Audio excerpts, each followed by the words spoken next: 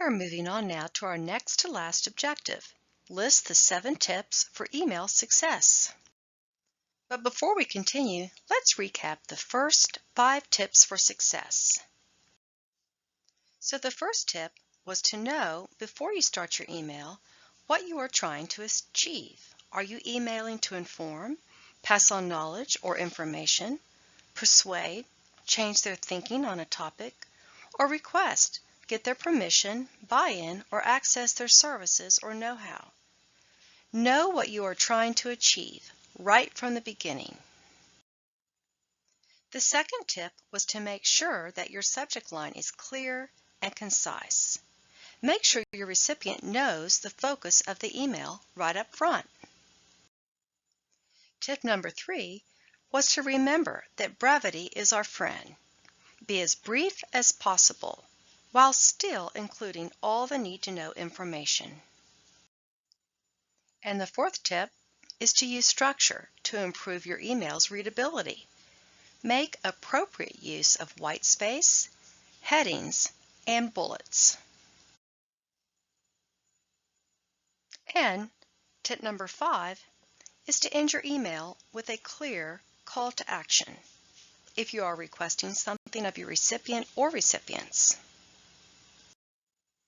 Okay, so what about the last mysterious 2? Number 6 and number 7? Well, number 6 is using email appropriately. Like the question, when does meat tenderizer stop tenderizing? Sometimes we have to recognize when to stop emailing and switch to another mode of communication or problem resolution. We have all been embroiled in lengthy email chains that go on and on and on. These are usually emails which involve a large number of recipients. At some point, the content becomes difficult to understand as multiple members weigh in at different times. Sometimes the matter is just too complicated to cover in black and white text. Or, if the matter is lengthy, complicated, or urgent, email is not the correct form. Email is a matter of convenience for the recipient when they read it. Despite the high importance marker, email is not the best means of communicating when matters are urgent or time-sensitive. Sometimes the best approach is to speak with the person in real time or even hold a meeting. Tip number 6, know when to stop emailing. Realizing we may need to find another mode of communication than email actually brings us to our last email productivity tip. Knowing when not to use email. This last tip, number 7, has not been covered yet. Knowing when to not email. So let's dive in. Emailing has its place.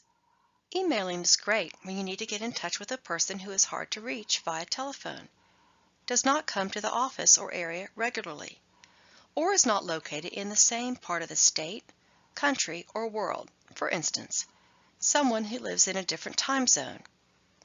Email is also effective when the information you want to share is not time sensitive.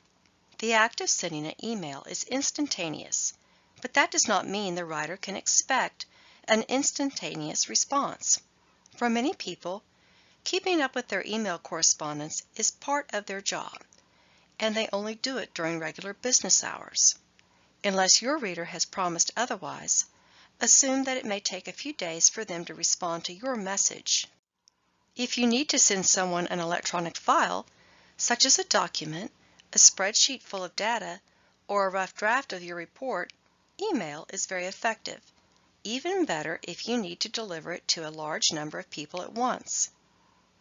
If you need a written record of the communication, saving important emails can be helpful if you need to refer back to what someone said in an earlier message, provide some kind of proof, or review the content of an important meeting or memo.